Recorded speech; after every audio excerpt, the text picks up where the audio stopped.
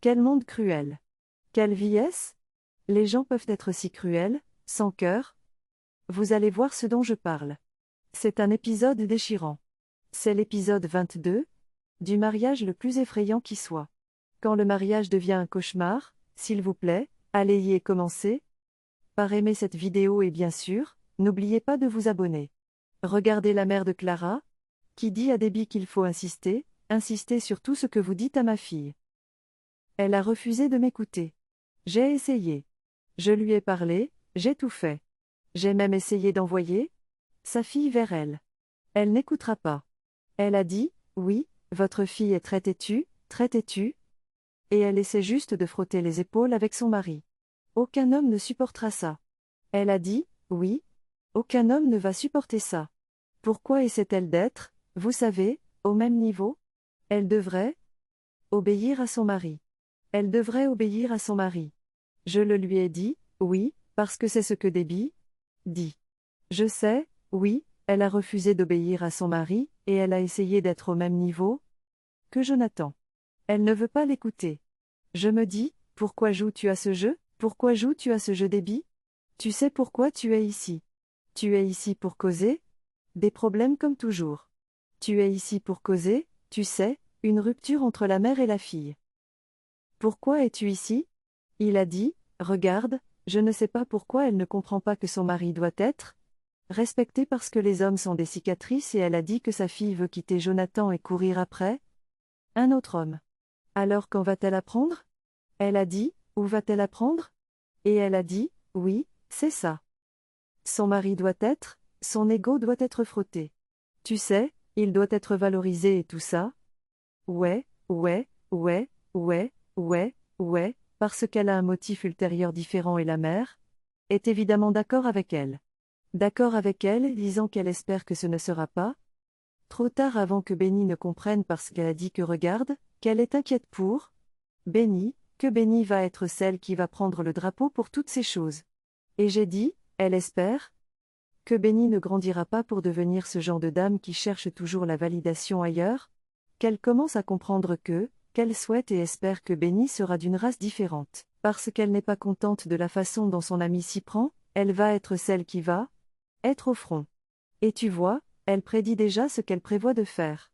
N'oublie pas, elle a déjà ses photos et elle prépare aussi quelque chose avec Monsieur Emeka.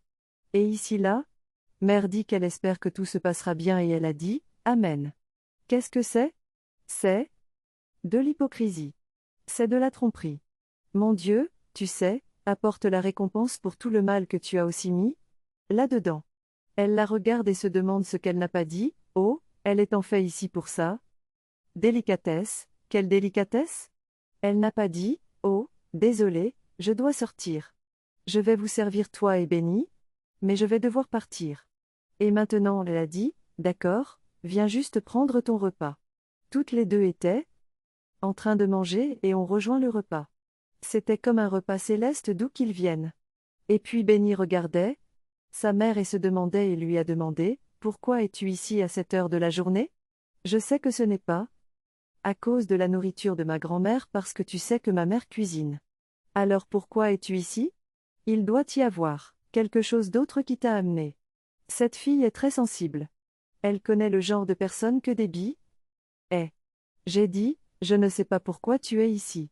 Ta mère cuisine et pourquoi ne peux-tu pas aller là-bas pour prendre un repas? Pourquoi es-tu ici? Elle n'a pas dit, je peux voir que ta bouche parle n'importe comment, n'est-ce pas? Je peux voir que tu aimes parler n'importe comment. Tu ferais mieux de garder ta bouche fermée. Elle a dit, regarde, tu ne peux pas me faire taire. Tu ne peux pas me faire taire. Je ne vais pas être gardée silencieuse. Regarde, quand ma mère se rendra compte du genre de personne que tu es, tu ne sauras pas ce qui va te frapper. C'est ce qu'elle a dit. Tu ferais mieux de ne pas me parler comme ça. Tais-toi et arrête. Elle a dit, regarde, tu ne peux pas me faire taire. Elle a dit, regarde, tu peux voir, je peux voir que tu as des ailes et tes ailes sont sur le point d'être serrées. Elle a dit, regarde, peu importe ce que tu fais, ma mère découvrira un jour que tu es la méchante et que tu n'es pas une bonne amie. Elle a dit, c'est ce que tu penses? C'est ce que tu penses? Je ne veux pas continuer à me chamailler avec toi. Tu peux avoir et former tes opinions autant que je suis concernée. Tu rencontreras ton eau bientôt. Elle a dit, d'accord, pas de problème. Donne-moi juste de l'eau. Elle a dit, eh bien, je ne suis pas ta servante. Comment je gère cette fille? Elle est si franche. Elle a dit, d'accord, si c'est ça, je vais aller chercher l'eau moi-même. Elle a dit, non, ne t'inquiète pas. Je vais chercher l'eau pour toi. Elle s'est alors levée et est allée chercher l'eau pour Debbie. Et elle est allée chercher l'eau. Puis on voit Debbie se précipiter pour aller prendre son téléphone. Que fais-tu avec le téléphone de Benny? Elle l'a pris maintenant. Oh mon Dieu! Essaie-t-elle envoyer un message à sa mère ou essaie-t-elle de lui envoyer un message? Oh oui, ça doit être Hans. Elle envoie maintenant rapidement un message en faisant tout ce qu'elle peut pour que ce soit très rapide parce que, tu vois quand les méchants font le mal, ils courent toujours et c'est ce qu'elle fait.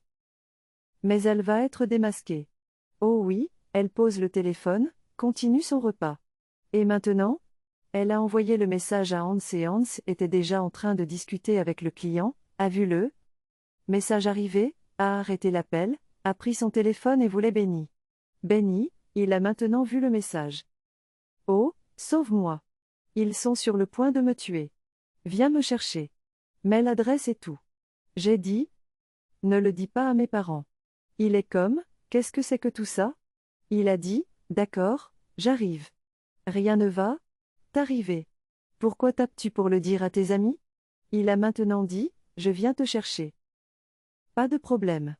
Parce qu'à ce moment-là, il se sent à l'aise avec ça parce qu'il pense que, oh, elle est la seule qu'elle peut rapidement joindre à ce moment-là parce qu'ils doivent avoir échangé leur numéro la dernière fois. La dernière fois qu'elle est venue à son bureau, et maintenant il se lève rapidement, et veut et se précipite hors du bureau. Elle revient avec l'eau. Elle revient avec l'eau.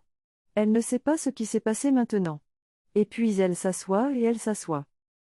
Elle prend son téléphone et elle reçoit un message et un message non anonyme nous disant quelque chose. Elle a dit, quoi? Elle était surprise. Et bien sûr, Debbie demandait, quelle est la raison? Quelle est la raison? Non, elle n'a même pas répondu. Que se passe-t-il? Que se passe-t-il?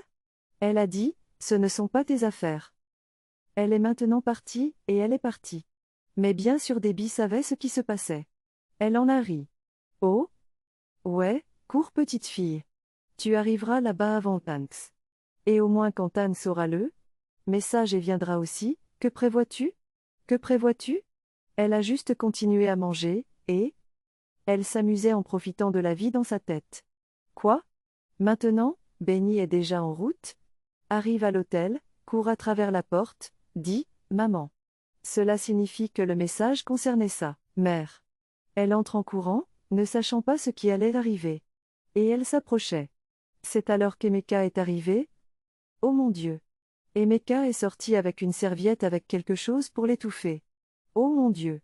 Elle tombe inconsciente. Il la met sur le lit. Il prend son sexe et enlève le papier de ceci. Quoi que ce soit, que fait-il? Il prend l'aiguille. Oh non! Il est maintenant en train de l'injecter. Quoi? Ce monde est cruel. Peux-tu voir comment Emeka a injecté cette fille et elle est inconsciente? Oh mon Dieu! Quel genre de substance est-ce? Et il l'a injectée dans le flux sanguin de Benny. Oh mon Dieu! C'est terrible. Deux personnes malfaisantes qui planifient ce genre de complot. Quoi? Et maintenant, Hank est déjà en route. Il est déjà en train de conduire et d'arriver là-bas. Il arrive maintenant et voit Benny de loin parce que il avait été positionné de manière à être dedans. Il prend maintenant quelque chose, s'approche de l'endroit où il frappe sa tête. Oh mon Dieu!